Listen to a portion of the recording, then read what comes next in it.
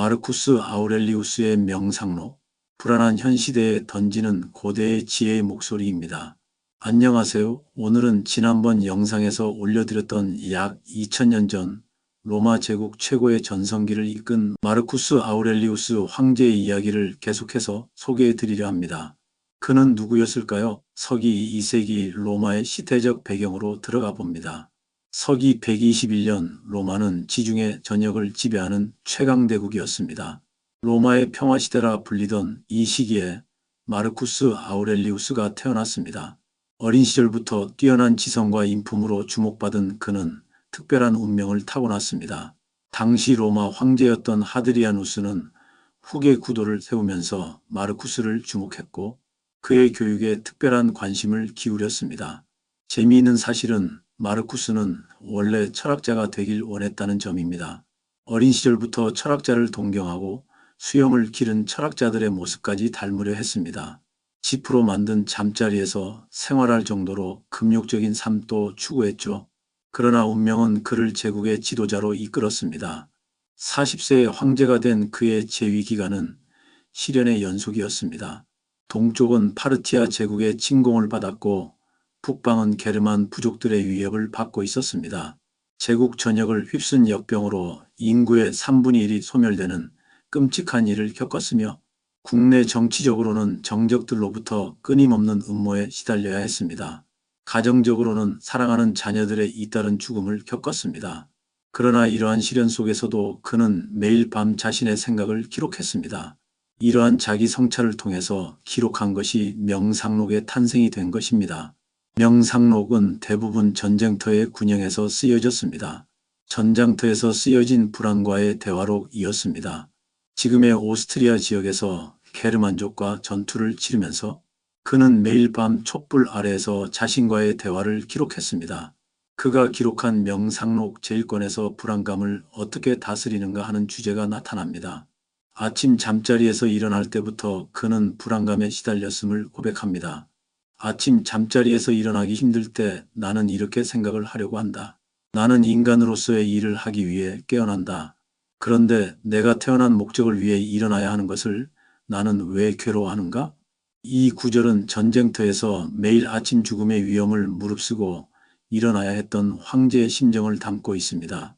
그는 개인의 불편함이나 두려움보다 자신의 책임과 의무를 더 중요하게 여겼습니다.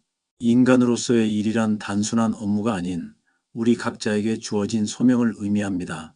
이는 현대인들이 겪는 아침의 무기력함과 불안을 이겨내는 데 동일하고 강력한 동기부여가 될 수 있습니다. 제2권에서는 불안의 본질을 바로 이해해야 한다고 자신에게 독려를 합니다. 우리를 괴롭히는 것은 사건 자체가 아니라 그 사건에 대한 우리의 판단이다. 죽음은 두려운 것이 아니다.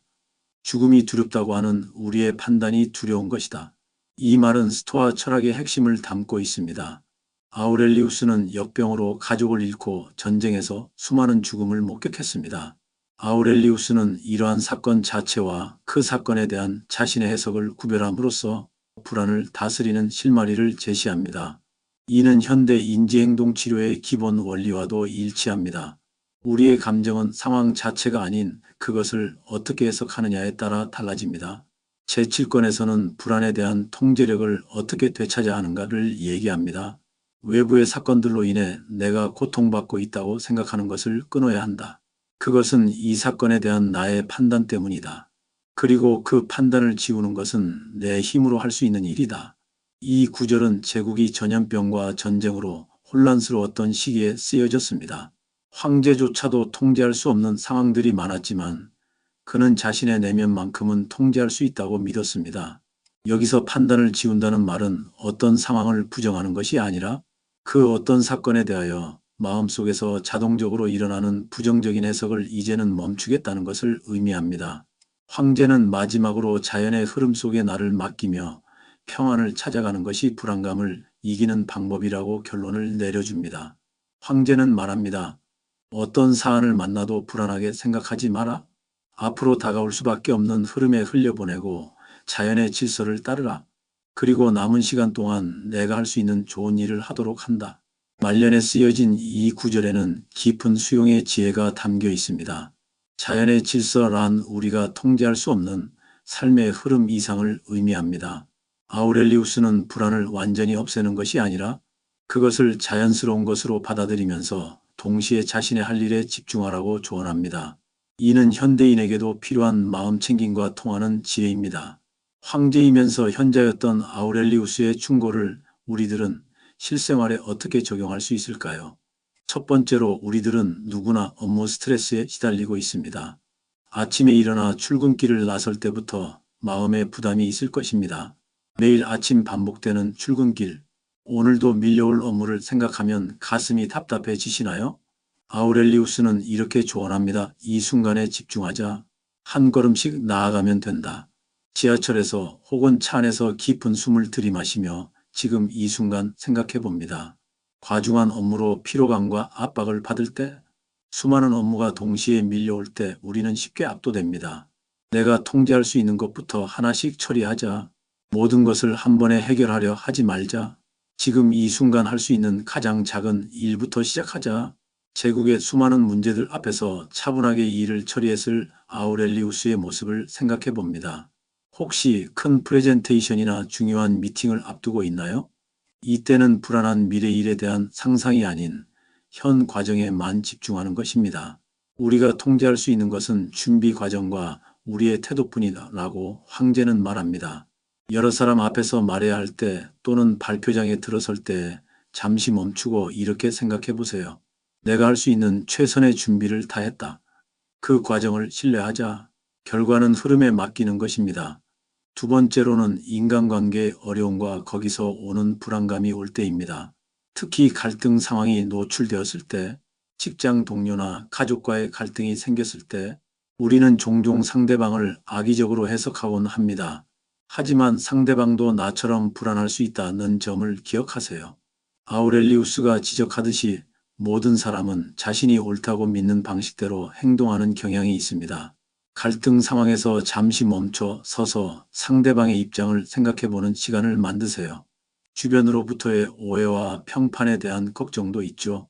다른 사람들이 나를 오해하고 있다고 느낄 때 우리는 큰 스트레스를 받습니다.